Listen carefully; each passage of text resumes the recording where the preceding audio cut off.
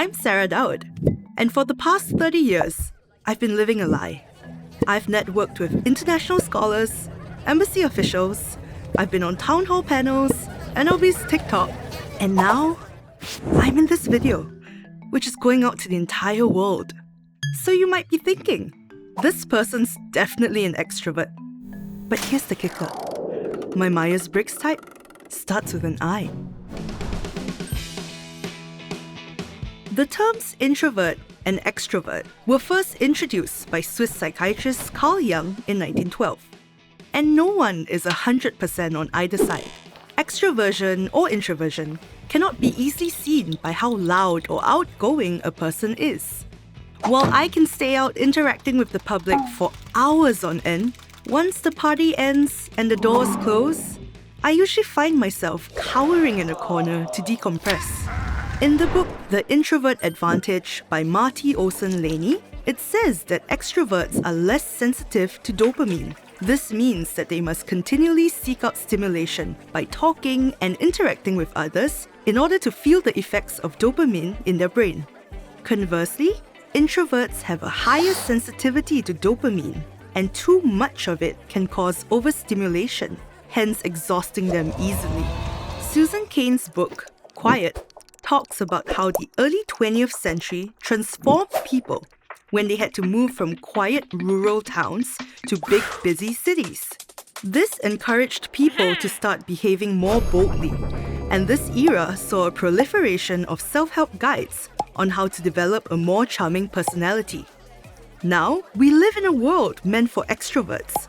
Wherever you go, wherever you look, there's lights, colors, sights, sounds, all demanding your attention. Or worse, interaction. And this is a world that rewards extroversion. Action, speed, competition, and drive are valued and rewarded. And extroversion is now seen as the ideal personality. So how is an introvert to survive? Well, here are a few tips to help you take on the world. From the book On Being an Introvert or Highly Sensitive Person, Ail Sen suggests a few things an introvert can do to mentally prepare before heading out to a social event. Hey, that's cool.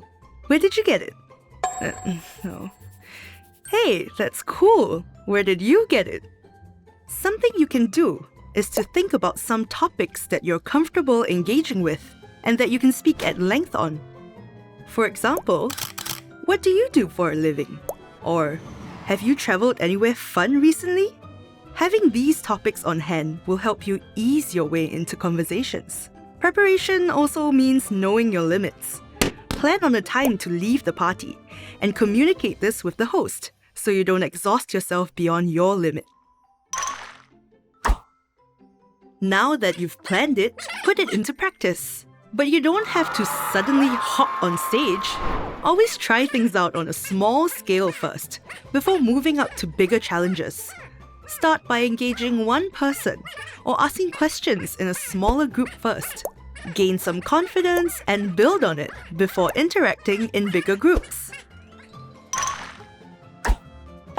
Think of yourself like a video game character with a certain level of HP of social energy. Learn to manage your social events accordingly. If I'm doing a dinner after work with my friends, I'll excuse myself from a midday lunch with my co-workers. Learn to say no and be confident in drawing your boundaries.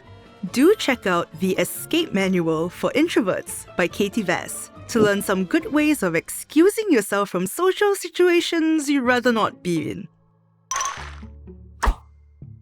After you've exhausted yourself, it's time to recover. In The Awakened Introvert, Arnie Kozak recounts a moment of solitude among multitudes, where he is sitting in a crowded cafe writing, and his laptop and headphones lend him invisibility. This is my favorite coping mechanism in crowded spaces. I will be drinking a coffee in a cafe in Amoy Street. I'll put on a podcast, listen to some music or ambient soundscapes to block everything out and give myself a break before going back out into the loud unknown. So what I'm saying is, it's not all doom and gloom for us.